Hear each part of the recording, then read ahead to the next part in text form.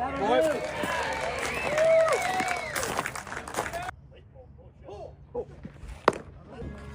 at Garrett and Gavin Polcha of the Kent Rough Riders. Boys, tough game today. It was back and forth for much of it. You guys came up, Garrett with a big double, and then Gavin with the sack fly to bring in the only run. In a game like this where runs are hard to come by, how important is it, when those opportunities present itself to take advantage?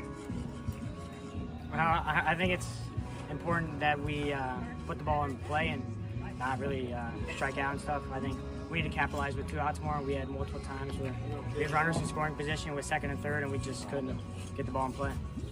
Yeah, I mean, it's important to get early in the count, hunt your pitch, and just work the count as much as you can, and do as much as you can to fight and get the run in.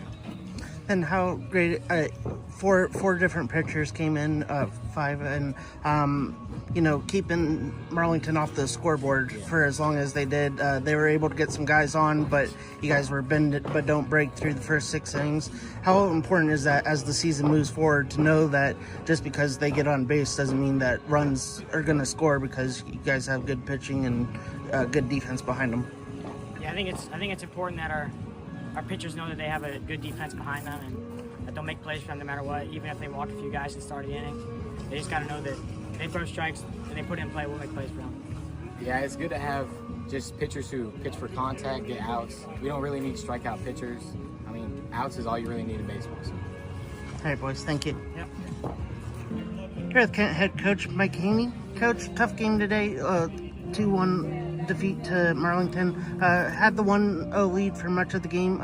Were able to walk the tightrope through a lot of those early innings. What does that say about your pitching staff to, not let guys on base distract them and still focus on the guy at plate? I think we were getting in and out of stuff all day long, so we kind of put ourselves in some issues, and then we kept getting ourselves out, making pitches, making plays.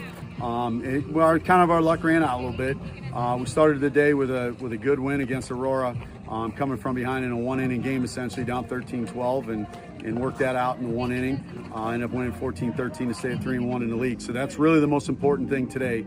Had an opportunity to play some guys that haven't been getting regular shifts in league games, and they did really well today. For a 2-1 game against a good baseball team, I thought we played really clean.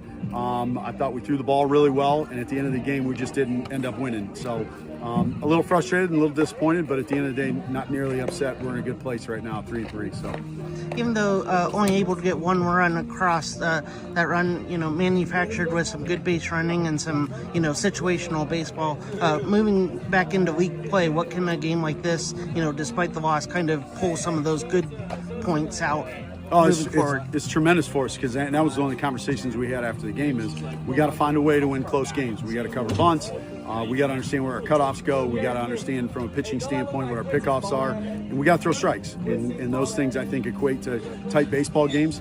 I don't know that all the time in non-conference games you're always in those situations, but for us it's been pretty tough at this point. We've had 2 close games with Copley and now a 3rd with Aurora, and today, just anytime you can sharpen your sword, in a tight game like this, whether we win or lose, we learned a lot of stuff today about ourselves and what we can do and how we want to attack stuff in the future. So